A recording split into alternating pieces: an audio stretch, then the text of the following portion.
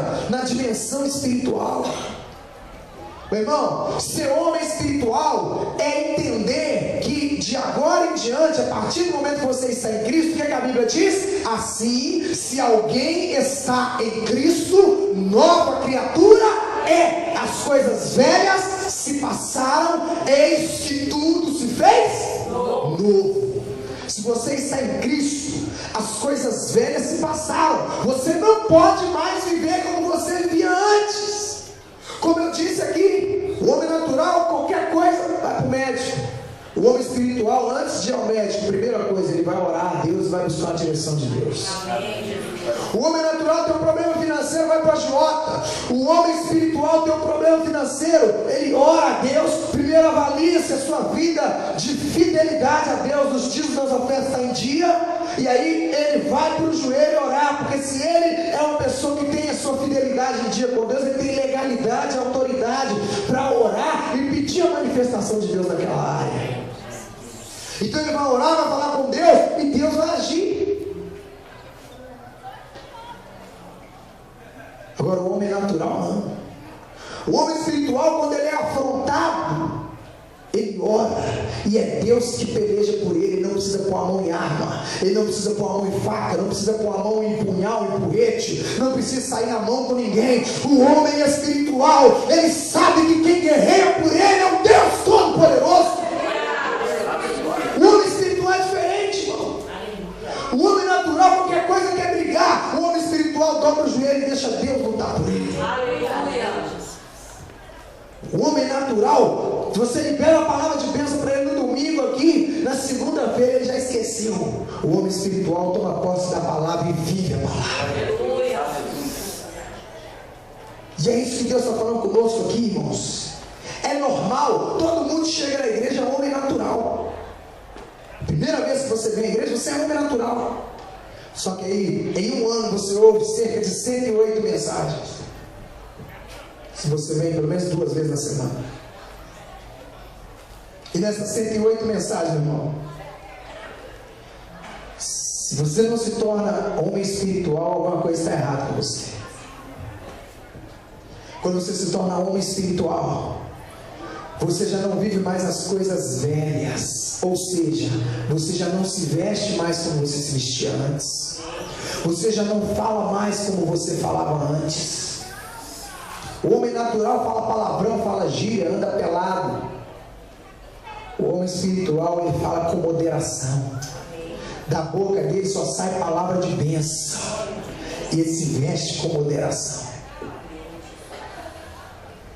O homem natural, a mulher natural, ela vem na igreja, mas continua vivendo do mesmo jeito. Ela continua praticando os mesmos erros. Ela continua vivendo o mesmo pecado. O homem espiritual não. O homem espiritual, à medida que ele vai conhecendo a palavra, à medida que ele vai tomando conhecimento da palavra, ele começa a mudar de atitude. Ele começa a viver de uma maneira nova. Ele começa a ter uma atitude nova. Ele começa a viver de uma forma diferente. O homem espiritual é diferente. O homem espiritual, ele não fica olhando a vida dos outros. Ele olha a sua própria vida e procura dia após dia melhorar para Jesus. Dia após dia ele quer ser melhor para Jesus. O homem natural não. O homem natural tem tempo para fazer fofoca. O homem natural gosta de ficar na rodinha dos escarnecedores. Mas eu repito, é normal a gente ser natural quando a gente chega. Quando a gente chega na igreja, a gente é natural. Vai ouvindo palavra, vai vivendo coisas espirituais, a gente se torna espiritual. Só que aí entra a terceira pessoa, que é a mais perigosa de todas. Vem aqui, Rodrigo, por favor.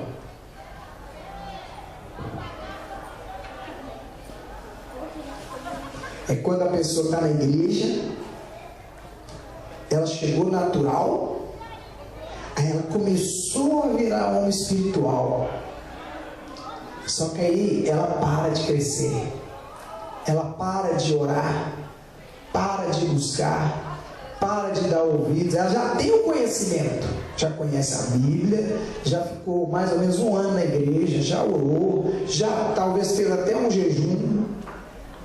Ela já começou, ela já teve acesso às coisas espirituais, já não é mais leiga, já não é mais inocente, desconhecedora, não, ela já conhece. Então, ela era obrigada a virar homem espiritual, mas aí ela conheceu e decidiu não praticar, começou a viver igual antes, não deixou nada mudar, conhece a palavra, ouve a palavra, recebe a palavra, mas não se deixa mudar. Aí ela se torna, isso não está sobre a vida do Rodrigo, é apenas um exemplo, ela se torna homem carnal. Lê comigo aí o versículo seguinte. Versículo, na verdade, capítulo 3, né? Nós lemos o versículo 15 aí do capítulo 2. Vamos ler o 16 aí. Pois quem conheceu, aliás, vamos ler o 15 de novo. 15, 2,15. Porém o homem espiritual julga todas as coisas, mas ele mesmo não é julgado por ninguém. Uma outra característica, antes de eu falar do carnal, uma outra característica do homem espiritual: ele não dá motivo de escândalo para ninguém falar dele.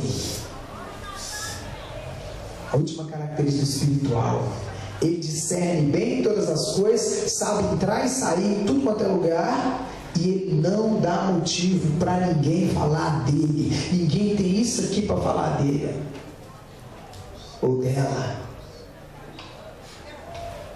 Quero que você vá analisando aí, no término do culto você vai ter que chegar à conclusão: quem sou eu? Será que eu sou natural? Tem gente aqui que está vindo na igreja hoje a primeira vez ou a segunda. Será que eu sou natural? Começou a ouvir palavra, começa a se tornar espiritual. E aí tem que tomar cuidado para não vir para cá. Eu vou explicar daqui a pouco o que é o homem carnal. Então, última característica aqui do homem espiritual: ele não dá motivo para ninguém falar dele. Ah, pastor, mas falaram até de Jesus. Falaram, mas era verdade. Chamaram Jesus de demoniado, falaram que Jesus andava no meio de prostitutas e publicanos. Ele andava, mas ele andava ganhando almas. Então as coisas que falaram de Jesus eram o quê? Calúnias, era mentira. Já falaram de mim aqui, mas era mentira, era calúnia. Uma coisa é a pessoa levantar uma calúnia contra você. O Evangelho de Mateus capítulo 5 versículo 11 diz: bem-aventurados sois vós quando vos injuriarem, vos perseguirem e mentindo disserem todo mal contra vós por causa do meu nome. Regozijai-vos e alegrai-vos neste dia, porque assim também perseguiram os profetas que vieram antes de vós. Glória a Deus. Atos capítulo 5, os apóstolos se alegraram por estarem sendo perseguidos por causa do nome de Jesus. Aleluia! O mundo não tem que me amar mesmo não, irmão, porque eu sou diferente. A luz que brilha em mim mostra a treva que está no mundo. Jesus disse: se odiaram a mim, também odiaram a vós. Se perseguiram a mim, também perseguirão a vós. Então, uma característica de que você verdadeiramente está no caminho é quando pessoas começam a te caluniar. Quem é de Deus vai sofrer perseguições. Quem é de Deus vai sofrer calúnias. Mas é calúnia. Pouco tempo depois a verdade vem à tona e fica manifesto que quem estava falando mentira era o filho do diabo. Uma coisa é calúnia. Calúnia para nós é até bênção perante a Bíblia. Bem-aventurado, Jesus falou: bem-aventurados sois vós quando vos injuriarem, perseguirem e mentindo disserem mal de vós por causa do meu nome. Todo homem de Deus de verdade, mulher de Deus de verdade, em algum momento ele foi caluniado e injuriado. Eu não estou falando disso. Eu estou falando de quando falam mal de você, e infelizmente é verdade. Que lá é crente?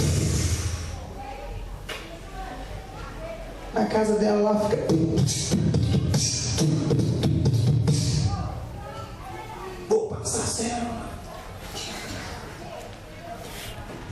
Crente é esse? estou falando de quem chegou na igreja hoje. Eu estou falando de gente que já está. Estou falando de gente que já devia estar ganhando almas e está sendo pedra de tropeço. Só mudou o endereço. Deixou de ir do lado de lá da rua e veio para o lado de cá. Mas não mudou nada. Não mudou nada. Falava palavrão, continua falando. Era fofoqueiro, fofoqueira, continua fofoqueiro, fofoqueira. Gostava de ficar na rodinha dos conversadores fiados, continua lá. Você não é crente. Você ainda é natural. Porque quando a pessoa recebe a palavra que ele dá, ela começa a se sentir incomodada. Ela chega no guarda-roupa e vê aquela roupa imunda que mostra o corpo dela. Rapidinho ela quer dar um jeito de queimar aquilo. Nem que ela vai ficar um bom tempo com 2, 3 peças de roupa, mas ela prefere estar com 3 peças de roupa bem vestida para a glória de Deus, do que continuar usando aquele trapo imundo da época do pecado. A pessoa, quando é espiritual, meu irmão, ela começa a ter vergonha das velhas atitudes. Ela roubava, ela começa a ter vergonha daquilo. Ela mentia, ela começa a ter vergonha daquilo. Ela começa a sentir nojo do pecado, começa a sentir vontade de viver longe do pecado. Ela luta consigo mesma para viver uma vida de santidade. Isso é homem espiritual, isso é mulher espiritual. Ela luta consigo mesma para viver uma vida que agrada a Deus. Ela esmurra o seu próprio corpo, ela guerreia consigo mesmo para ser mais santo a cada dia. E à medida que ela vai santificando, ela não se contenta com o nível de santidade que ela está vivendo e quer se santificar mais ainda, porque ela não está preocupada com homens, ela está preocupada em agradar a Deus. Agora o natural não entende. O natural, para ele que eu estou falando aqui é bobagem. E se eu estou pregando aqui, você acha que o que eu estou falando é bobagem, Deus acabou de te revelar. Você é um homem natural. Ou pior ainda, carnal. Quem é o carnal, pastor? É aquele que chegou na igreja, já está na igreja há algum tempo. Vamos ler aqui o versículo 1 para vocês entenderem. 1 Coríntios capítulo 3, versículo 1. Eu, porém, irmãos, não vos pude falar como a espirituais. Paulo está dizendo, eu não posso falar com vocês na linguagem espiritual, porque vocês não vão entender. Vamos lá. Eu, porém, irmãos, não vos pude falar como espirituais, e sim como a carnais, como a crianças em Cristo.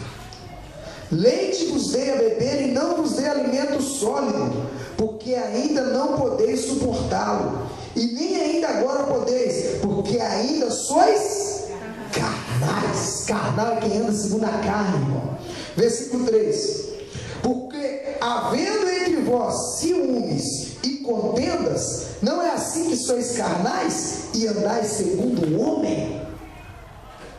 Paulo está dizendo aqui, olha, se você veio para a igreja, recebeu a palavra, em um ano recebeu 108 mensagens, ou se você é domingueiro, recebeu 54 mensagens, ouviu 54 pregações, recebeu 54 orações e nada mudou na sua vida. Então você teve tudo o que você precisava para ser um homem espiritual, mas não se deixou moldar. Então você se torna homem carnal. Pode assentar o homem espiritual e natural, pode assentar. Aí fica o carnal.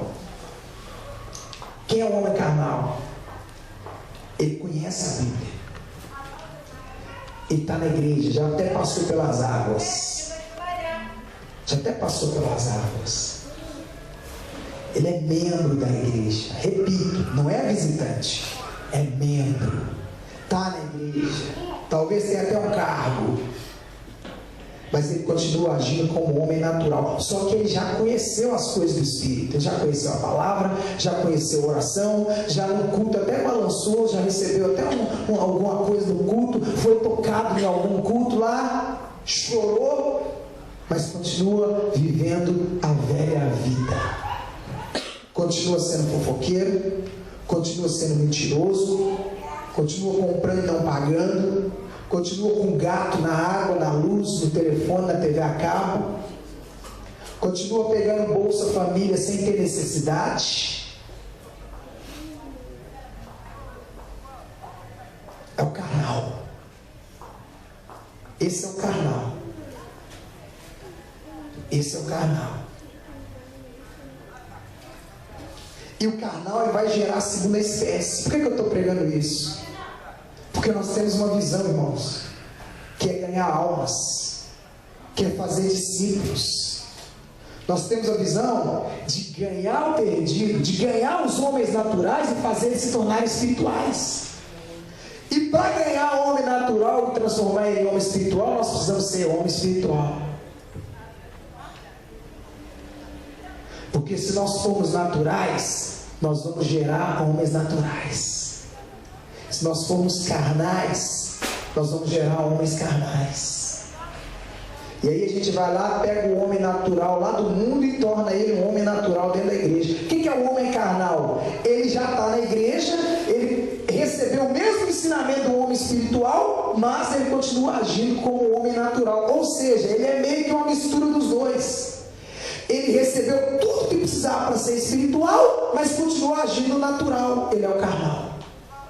Conseguiram entender? Ele tinha tudo para ser o espiritual. Recebeu palavra, recebeu oração, recebeu ministração, recebeu ensinamento, recebeu cuidado, foi pastoreado, recebeu tudo, mas ele quer viver como homem natural, porque nunca viu a cruz de Cristo, porque nunca viu a glória de Deus, porque não ainda mergulhou nessa atmosfera espiritual. Porque ele não está buscando as coisas que o olho não viu, que o ouvido não ouviu e que não subiram ainda ao coração do homem. Porque essas coisas só são reveladas pelo Espírito. Eu continuo buscando as coisas carnais. E meu irmão, minha irmã, Deus não quer que você seja carnal e nem natural. Depois que você conhece a Cristo, você só tem uma opção, meu irmão. Você precisa ser espiritual. O homem espiritual espera em Deus. O homem espiritual ora, jejua, lê Bíblia, porque ele entende que tudo que vier para a vida dele agora vai vir de Deus. Ele entende, meu irmão, que o Senhor é o seu pastor e nada lhe faltará. Ele entende isso.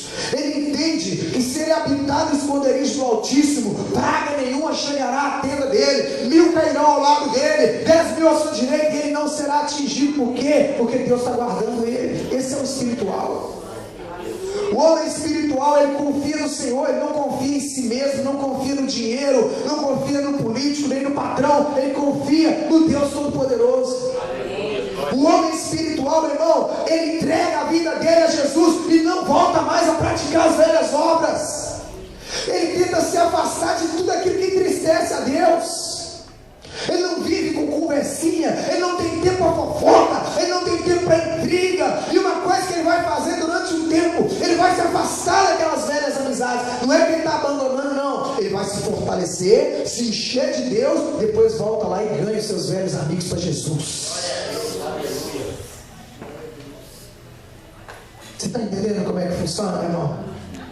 Cutuca o seu irmão e pergunta para ele: você já se identificou aí, meu irmão? Pergunta para ele assim: quem é você? Hã? Pergunta para ele: em que patamar você está? Você ainda é natural? Você é espiritual? Ou você é carnal? Se for carnal, sai do meu lado. Pode falar para ele. Mas se você for carnal, você pode mudar de cadeira, meu irmão. Esse negócio pega, e essa treva pega. Se você anda com quem é espiritual, você fica mais espiritual. Se você anda com quem é carnal, você fica carnal. Nós precisamos avaliar, irmãos, o que nós queremos da nossa vida. Sabe por quê? Porque vai chegar um dia que Deus vai cobrar de nós, irmãos. Hebreus capítulo 2, você que está com a sua Bíblia aí. Hebreus, lá no finalzinho da Bíblia, já estou encerrando a mensagem. Hebreus capítulo 2. Hebreus capítulo de número 2. Hebreus capítulo 2. Amém? Olha o que está escrito aí, ó, versículo 1. Diz assim, ó. Acharam aí? Hebreus capítulo 2, versículo 1. Se você não achou, ouça